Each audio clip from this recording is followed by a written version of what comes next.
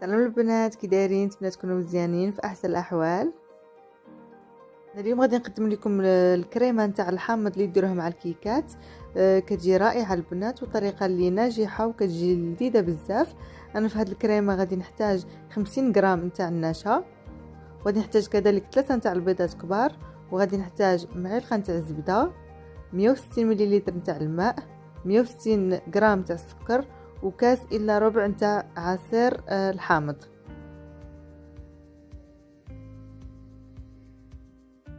اول حاجه غادي نديرها البنات، غادي ناخذ واحد الطنجره غادي ندير فيها الكاس تاع الحامض، كاس تاع السكر، كاس تاع الماء، وغادي نديرها فوق البوطه وغادي نخليهم حتى يغلاو.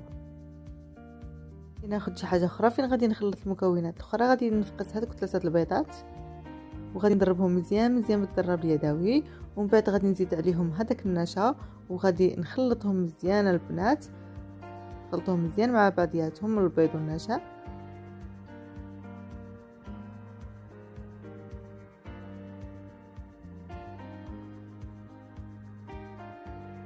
بعد ما غلى ليا الخليط الاول غادي ناخذه باش نخلطه مع البيض والنشا.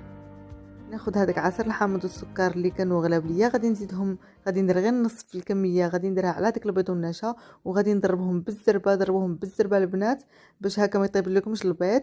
من بعد غادي ناخذ هذاك الشيء اللي ضربته غادي نزيدو على هذيك الكميه الاخرى نتاع عصير الحامض وغادي نضربهم مزيان.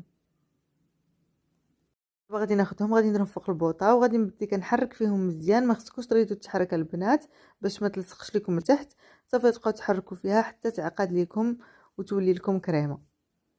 المهم انه ما تريدوش تحرك البنات باش ما تلصقش لكم الكريمه لتحت.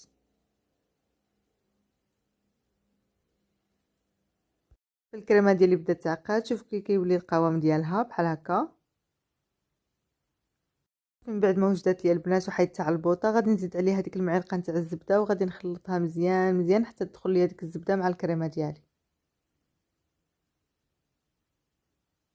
الكريمه ديالي واجده دابا، شوفوا كيف كتجي، كيف كيجي القوام ديالها، راه كتجي رائعه البنات. ننصحكم تجربوا هذه الطريقه هذه. ومع السلامه البنات، الى فيديو قادم.